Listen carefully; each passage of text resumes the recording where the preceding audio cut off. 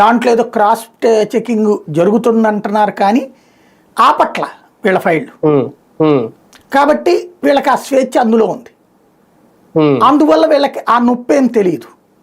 But లోకల్గా ఎమ్మెల్యేలు ఉన్న చోట మాత్రం తెలుగుదేశం ఇన్ఛార్జీలు ఉంటారు కదా అక్కడ, వాళ్ళు చెప్పినట్టే అధికార యంత్రాంగాలు నడుస్తున్నారు.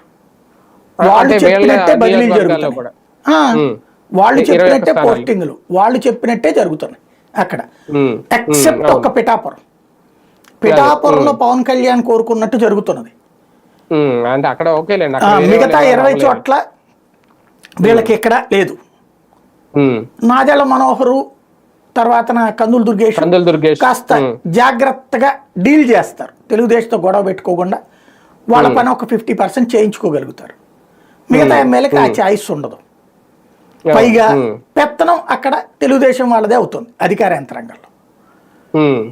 వీళ్ళు అయితే గీతే ఏదన్నా పని చేయించుకోవడం, ఎవరికైనా పెన్షన్ ఇయ్యో లేకపోతే కనుక ఇంకోటి అంటే చేయగలుగుతున్నారు తప్పించి, అంతకు మించి అక్కడ కాంట్రాక్ట్లన్నీ వీళ్ళకి రప్పించుకోవడము లేదా అధికారులు వీళ్ళ చేతి కింద ఉండటం అనేటటువంటి జరగట్లేదు.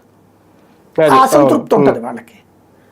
అదేదో మీటింగ్ అయిందని నేను ఏదో వెబ్సైట్లో రాసినట్టున్నారు కదా, దాన్ని నాదెళ్ల మనోహర్ కూడా అటెండ్ అయ్యారు. కానీ పవన్ కళ్యాణ్ దాన్ని ఏమి సీరియస్గా తీసుకుంటాడని నేను అనుకోను.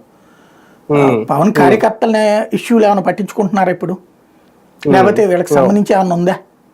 కార్యకర్తల కోరిక ప్రకారం ఆయన కోరుకున్నటువంటి దాన్ని కార్యకర్తల చేత ఎస్ అనిపిస్తారు, నాయకుల చేత కూడా ఎస్ అనిపిస్తారు.